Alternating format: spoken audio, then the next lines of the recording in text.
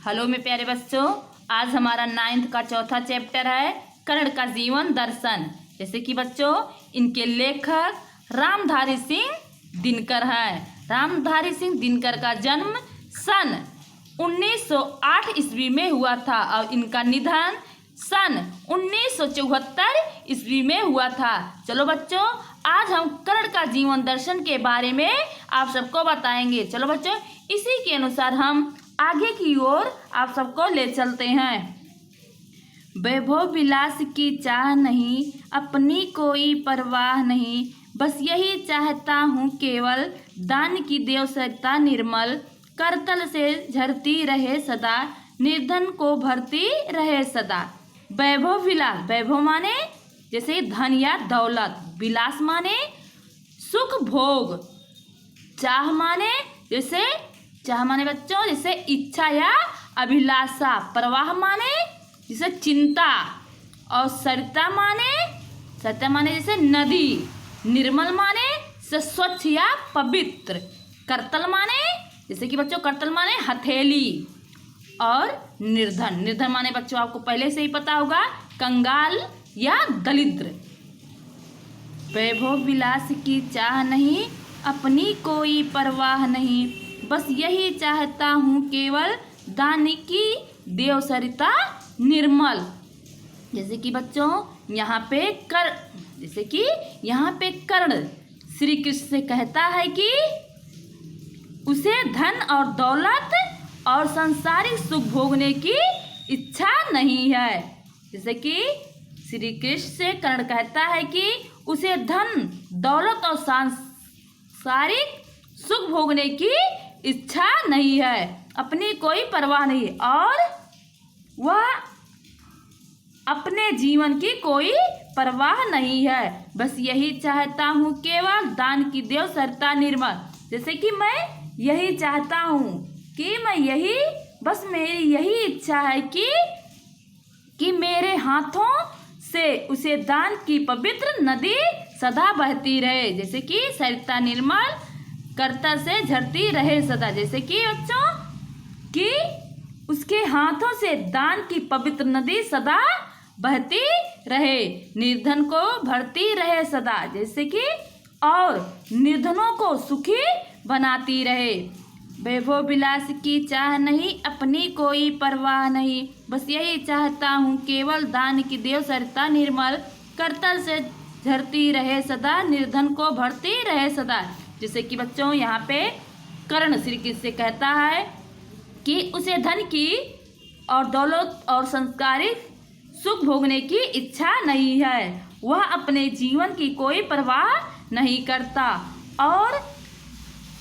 और उसकी बस यही इच्छा है कि वह उसके हाथों से धन की पवित्र नदी सदा बहती रहे, जिसे झरती रहे माने उसके हाथों से सदा नदियां बहती रहे, निर्धन को भरती रहे सदा, और निर्धनों को सुखी बनाती रहे। तुच्छ है राज क्या है केशव, पाता क्या नर कर प्राप्त विभव, चिंता प्रभुत अत्यल्प हास, कुछ चाकचिक कुछ क्षण विलास, पर वह भी यही गंवाना है, कुछ साथ नहीं ले जाना है। जैसे कि तुच्छ, तुच्छ माने इसे क्षुद्र, क्षुद्र निकृष्ट। जैसे तुच्छ माने क्षुद्र या निकृष्ट। फिर उसके बाद आता है बेटा आता नर, नर माने से मनुष्य, नर माने मनुष्य। केशव माने तो बच्चों आपको पहले से पता है, केशव माने या कृष्ण। और उसके बाद आता हमारा प्रभुत, प्रभुत माने अधिक या प्रचुर, अत्यल्प, अत्यल्प माने बहुत या थोड़ा, हास्य माने हंसी या खुशी, और चाकचिक माने चमक या चकाचौंध, गंवाना माने जैसे कि खोना। तुच्छ है राज क्या है केशव, पाता क्या नर का प्राप्त विभव, चिंता प्रभुत अत्यल्प हास, कुछ चाकचिक कुछ क्षण विलास, पर वह भी यही गंवाना है, कुछ साथ नहीं ले जाना है। तुच्छ हे केशव, जिस राज्य, जैसे कि हे केशव, जिस राज्य का आप मुझे प्रलोभन दे रहे हो वह तो बहुत तुच्छ वस्तु है। हे भगवान, तुम जो मुझे राज्य का प्रलोभन दे रहे हो वह बहुत तुच्छ वस्तु है। वैभव, जैसे कि वह बहुत तुच्छ वस्तु है, जिसे पाकर मनुष्य, जैसे कि जिसे पाकर मनुष्य को क्या मिलता है। चिंता विभूत अत्यंत, अत्यंत लब्ध हास को चकित चिक कुछ क्षण विलास, जैसे कि सारी, जैसे कि वैभव पाकर उसे ढेर सारी चिंताएं और नाम मात्र की एक हंसी खुशी मिलती है, जैसे कि उसके नाम की एक हंसी खुशी मिलती है। कुछ चाणिक कुछ क्षण विलास, जैसे कि बच्चों थोड़ी बहुत चमक दमक और थोड़े समय के लिए सुख भोग मिल जाता है, पर वह भी यही गंवाना है, कुछ साथ नहीं ले जाना है। जैसे कि बच्चों और थोड़े समय के लिए, जैसे थोड़े समय के लिए सुख भोग मिल जाता है, पर ये सारी चीजें उसे यही छोड़ देनी पड़ती है और कुछ साथ नहीं ले जाना, और हमें खाली हाथ यहाँ से चले जाना है और चले जाना पड़ता है। फिर मनुष्य से मनुष्य जो होते हैं, कंचन का भार न ढोते हैं, पाते हैं धन बिखरने को, लाते हैं रतन लुटाने को, जग से न कभी कुछ लेते हैं, दान की हृदय को देते हैं। जैसे मुझसे मनुष्य जो होते हैं, जैसे कि बच्चों यहाँ पे आता है कंचन, कंचन माने सोना, बिखेरना माने से बिखेरना या बिखरना माने बांटना, रतन माने जैसे कि बच्चों रतन माने जैसे रत्न। मुझसे मनुष्य जो होते हैं, कंचन का भार ना ढोते हैं, जैसे कि यहाँ पे कर्ण कृष्ण से कहता है कि हे कृष्ण, उसके जैसा मनुष्य सोने का भार नहीं ढोते। जैसे कि हे कृष्ण, उसके जैसा मनुष्य सोने का भार नहीं ढोते, पाते हैं धन बिखारने को, लाते हैं रतन लुटाने को। जैसे कि सुख वैभव का जीवन नहीं बिताते, वह लोग बांटने के लिए लाते हैं, धन को प्राप्त कराते हैं और जग में ना कभी कुछ लेते हैं, दान की हृदय को देते हैं। जैसे कि जग, जैसे कि वह उसकी बहुमूल्य वस्तुएं लोगों में बांट देते हैं और इसके लिए वो अपने भाग्य को भी सराहना करते हैं, दान की हृदय को देते हैं और अपने हृदय में दान ही करते हैं, दुखियों पर सदा दया करते हैं। चलो बच्चों, इसी के अनुसार हम प्रसाद इस पे चलते हैं, 7वें चैप्टर पे, 7वां नहीं बेटा, चौथा चैप्टर, चौथा पैराग्राफ। प्रसादों के कनकाभ शिखर होते कबूतरों के ही घर, महलों में गरुड़ न होता है, कंचन पर कभी न सोता है, बसता वह कहीं पहाड़ों में, सैलों की फटी दरारों में। जैसे कि बच्चों प्रसादों के कनकाभ, जैसे प्रसादों माने जैसे प्रसाद माने राजमहल। फिर आता है कनकाभ माने सुनहले। उसके बाद शिखर माने छोटी या ऊंचा भाग। शैल माने बच्चों जैसे कि शैल माने जैसे सैलो माने या शैल माने पर्वत या चट्टान। दरार माने बच्चों, दरार माने जैसे यहाँ पे लिखा है दरारों, जैसे दरारों या दरार माने रेखा की तरह अवकाश। प्रसादों के कनकाभ शिखर होते कबूतरों के ही घर में, महलों में गरुड़ ना होता, कंचन पर कभी ना सोता। जैसे कि बच्चों सोने जैसी चमक दमक, सोने जैसी चमक दमक वाले महलों की चोटियां कबूतरों के ही घर पर बनती है। जैसे कि सोने की चमक दमक वाले महलों पे चोटियों पर कबूतरों के घर पर बनती है। महलों के गरुड़ न होता कंचन पर कभी न सोता, गरुड़ पक्षी कभी महल में नहीं होता। जैसे कि गरुड़ पक्षी महल में कभी नहीं होता, कंचन पर कभी नहीं सोता, वह स्वर्णमयी बिछौने पर कभी नहीं सोता, बसता वह कहीं पहाड़ों में सैलों की फटी दरारों में। जैसे कि उसका निवास पहाड़ों में होता है, उसका निवास पहाड़ों में होता है, सैलों की फटी दरारों में, और उसकी फटी दरारें ही उसका घर बनाती है, उसकी फटी दरारें ही उसका घर बनाती है। प्रसादों के कानकाव शिखर होते कबूतर के ही घर में, महलों में गरुड़ न होता कंचन पर कभी ना सोता, बसता वह कहाँ पहाड़ों में सैलों की फटी दरारों में। जैसे कि बच्चों सोने जैसी चमक दमक वाले राजमहलों में चोटियां कबूतर के घर में बनाती हैं, और गरुड़ पक्षी कभी महल में नहीं होता है, और वह स्वर्णमयी बिछौने पर कभी नहीं सोता है, बसता माने वह उसका निवास पहाड़ों माने पहाड़ी में होता है, और पहाड़ों पर दरारें ही उसका घर बनाती है। चलो बच्चों इसी के अनुसार हम आगे की ओर आप सबको ले चलते हैं।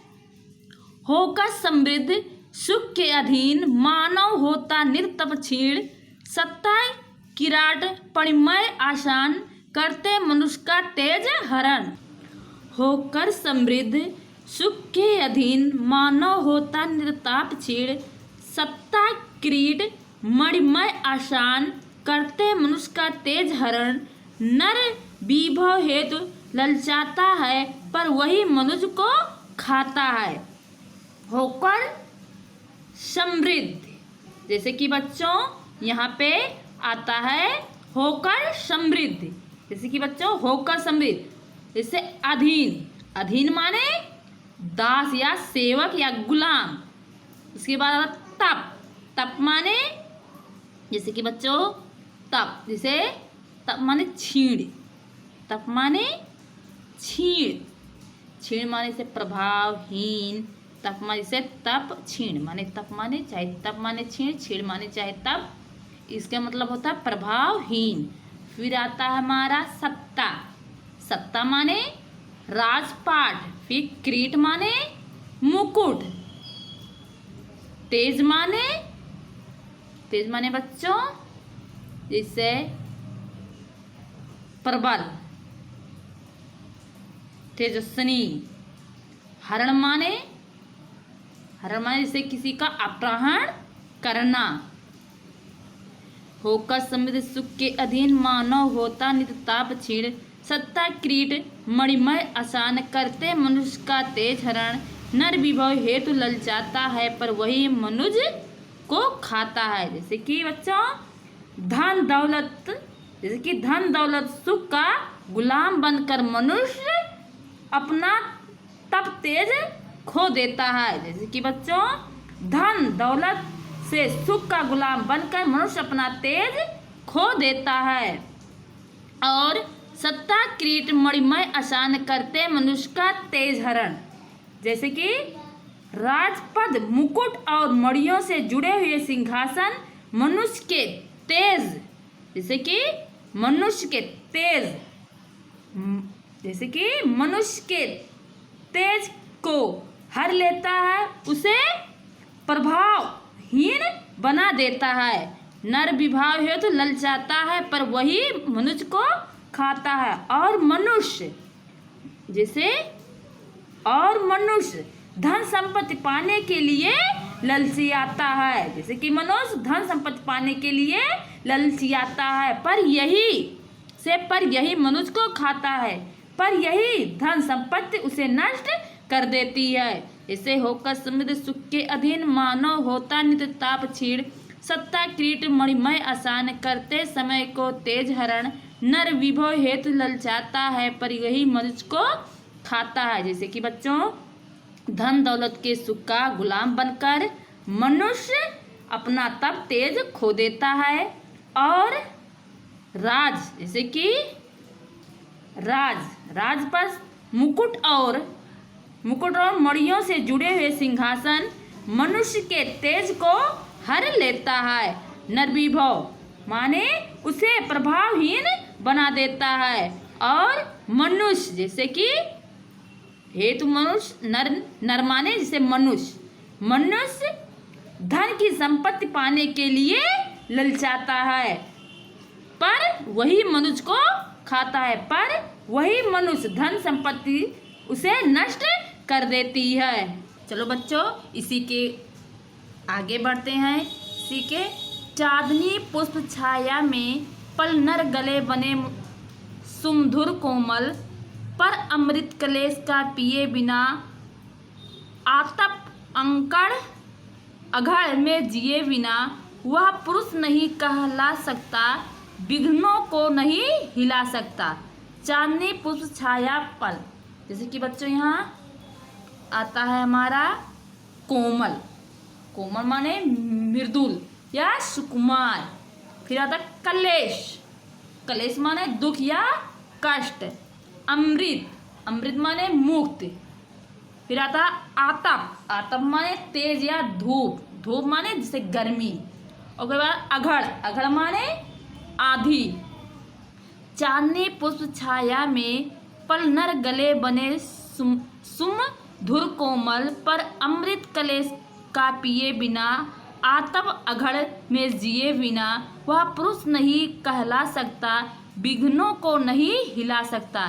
जैसे कि बच्चों चांदनी पुष्प छाया में पल नर गले बने सुमधुर कोमल। जैसे कि बच्चों चांदनी और फूलों की छाया में अत्यंत सुख सुविधा होने पर पल भर में मनुष्य सुंदर और कोमल भले ही बन जाए। जैसे कि बच्चों चांदनी और फूलों की छाया में अत्यंत सुख और सुविधा में पलकर मनुष्य सुंदर और कोमल भले ही बन जाए पर अमृत कलेश के पिए बिना जैसे कि परंतु अपने कष्टों को अमृत पिए बिना धूप और आंधी सहे बिना वह पुरुष नहीं करला सकता विघ्नों को नहीं हिला सकता।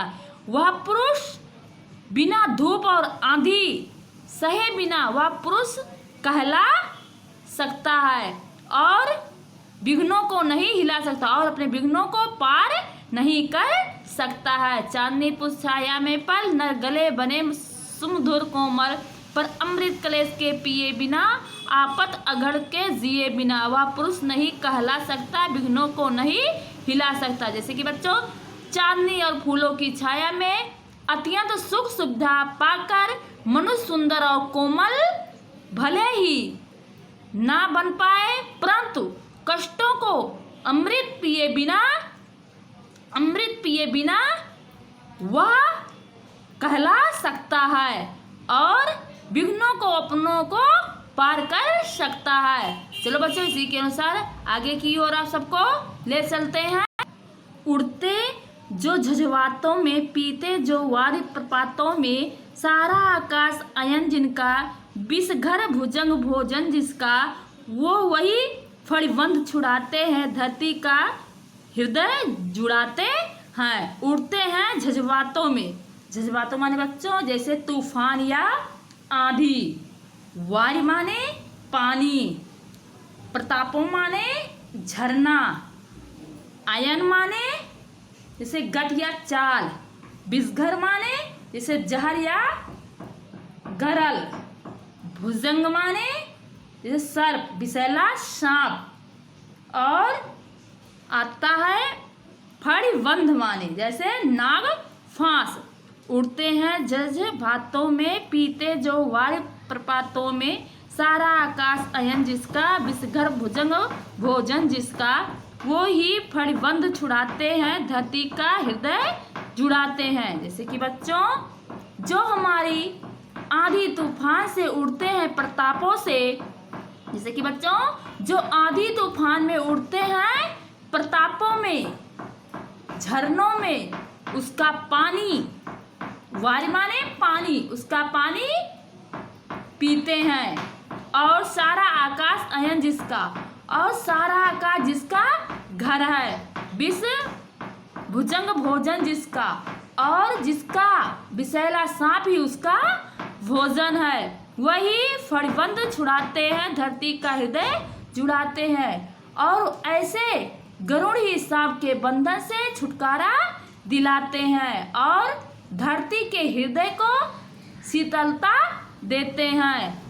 उड़ते हैं जज्बातों में, पीते हैं जो वारिद प्रपातों में, सारा आकाश अयन जिसका, विषघर भुजंग भोजन जिसका, वही वड़िबंध छुड़ाते हैं, धरती का हृदय जुड़वाते हैं। जैसे कि बच्चों, जो आंधी तूफान में उड़ते हैं प्रतापों में, झरनों का पानी पीते हैं, सारा आकाश जिनका घर है, और विषैले सांप ही जिसका भोजन है। और ऐसे गरुड़ ही सांप के बंधन से छुटकारा दिलाते हैं और धरती के हृदय को शीतलता देते हैं। चलो बच्चों, इसी के अनुसार हम लास्ट पैराग्राफ की ओर आप सबको ले चलते हैं। मैं गरुड़ कृष्ण में पक्षी राज सिर पर ना चाहिए, मुझे ताज दुर्योधन पर है, विपद घोर सकता ना, किसी बिसत उसे छोड़, रण खेत पाटना है मुझको, अभिशाप काटना है मुझको। जैसे कि बच्चों, यहाँ पे आता है पक्षीराज माने गरुड़, पक्षीराज माने गरुड़, विपद माने जैसे आपत्ति, घोर माने भयंकर, घोर माने भयंकर। जैसे कि आता है रणखेत माने युद्ध या युद्ध का मैदान। अभिशाप माने नागफांस।